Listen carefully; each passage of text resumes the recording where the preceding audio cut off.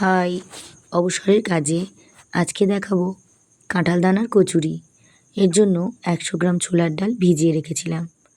এখন মিক্সিং জারের মধ্যে দিয়ে হাফ কাপ পরিমাণে জল দিয়ে ভালো করে ব্লেন্ড করে নেব। এখন কড়াইতে দিয়ে দিলাম বেশ কিছুটা জল।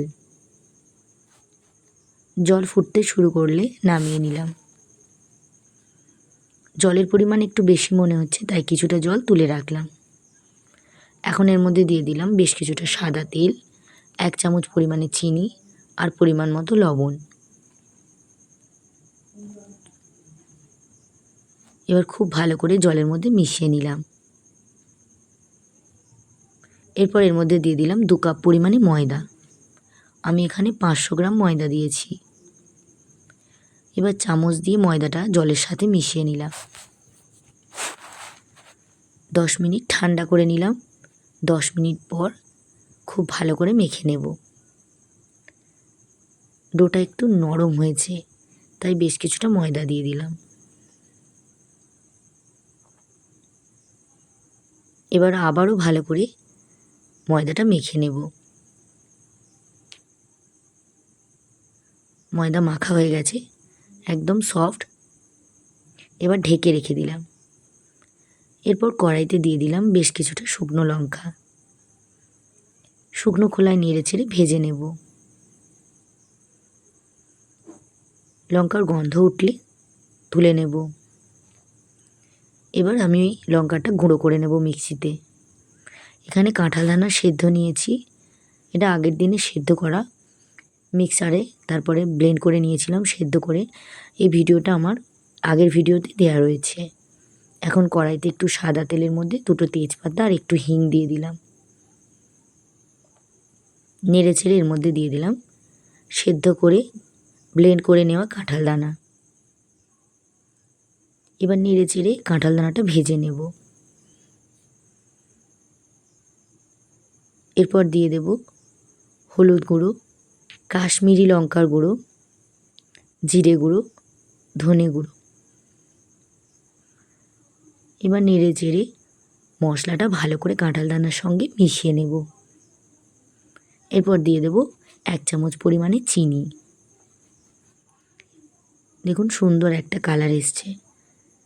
কাঁঠাল দানাটা ভাজা হয়ে গেছে। এখন এর মধ্যে দিয়ে দেব ডাল বাটা। এই ডাল বাটাটা কাঁঠাল দানার সঙ্গে খুব ভালো করে নেড়ে ছেড়ে মিশিয়ে নেব। এখন দিয়ে দেব পরিমাণ মতো লবণ। এবার সমানে এইভাবে কষাতে থাকতে হবে, যেন কোনোভাবেই তলা পাকিয়ে না থাকে। এখন দিয়ে দিলাম গরম মশলা, শুকনো খোলায় ভেজে রাখা শুকনো লঙ্কা, এটাকে আমি গড়িয়ে নিয়েছি।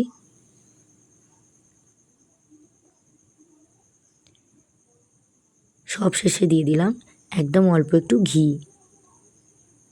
এবার ঘিটা ভালো করে মিশিয়ে নিলাম।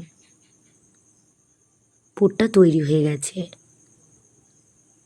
একটা থালায় ঢেলে নেব। কড়াইতে কচুরি ভাজার জন্য তেল ঢেলে রাখলাম।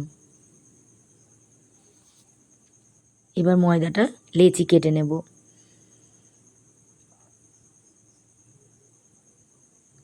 সেম পরিমাণে লেচি হওয়ার জন্য আমি এখানে একটা ছুরির সাহায্য নিলাম।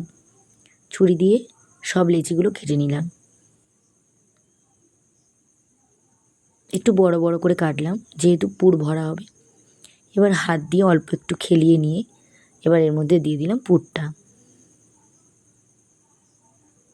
এবার মুড়ে দেব মুখটা। দুদিক থেকে মুড়ে দিলাম। এবার হাত দিয়ে চেপে রেখে দেব। এইভাবে সব পুরগুলো তৈরি করে নেব। হাত দিয়ে অল্প একটু চেপে চেপে এইভাবে মেলে এর মধ্যে পুরটা দিয়ে এবার দুদিক থেকে মুখটা বন্ধ, এদিক থেকে একবার বন্ধ করলাম, এবার ওই দিক থেকে বন্ধ করে দিলাম। এবার মুখটা পেঁচিয়ে এর মধ্যে চেপে দিলাম হাত দিয়ে। একটা জিনিস খেয়াল করতে হবে, পুর ভরার সাথে সাথে কিন্তু কচুরিটা বেলে নিতে হবে আর তাড়াতাড়ি ভেজে নিতে হবে। যদি পুর ভরে অনেকক্ষণ পর বেলা হয়, সেক্ষেত্রে কিন্তু সমস্যা হতে পারে, পুরটা বেরিয়ে যেতে পারে। এবার পুর ভরে নেওয়ার পর বেলে নেব।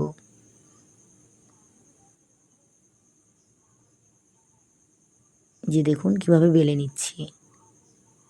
খুব বেশি চাপ দেব না, হালকা হাতে বেলে নেব। এভাবে বেশ কিছু কচুরি আগে বেলে নিচ্ছি।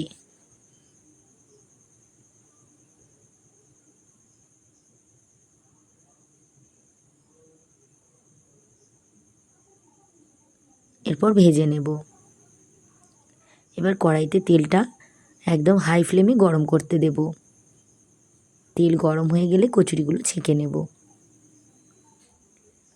দেখুন কি সুন্দর পুরগুলো সম্পূর্ণ কচুরির মধ্যে ভালোভাবেই মিশে গেছে। একদম গরম তেলে দিয়ে দিলাম কচুরি। এবার ছানটা দিয়ে এইভাবে একটু চেপে চেপে দেব। ফুলে উঠলে উল্টে দিয়ে 2 পিঠ ভেজে নিলাম।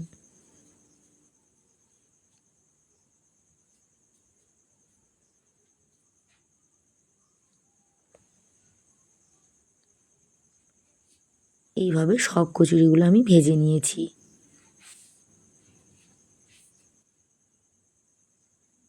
এইভাবে যে কাঁঠাল দানা দিয়েও সুন্দর কচুরি বানানো যায়, সেই আইডিয়াটা আমি নিজে থেকেই তৈরি করেছি। আপনারা এইভাবে বানিয়ে দেখবেন আর আমাকে কমেন্ট করে জানাবেন যে কেমন হলো। এত সুন্দর অসাধারণ টেস্ট রাধাবল্লভী বা এমনি কচুরির থেকে কোনো অংশেই কম যায় না।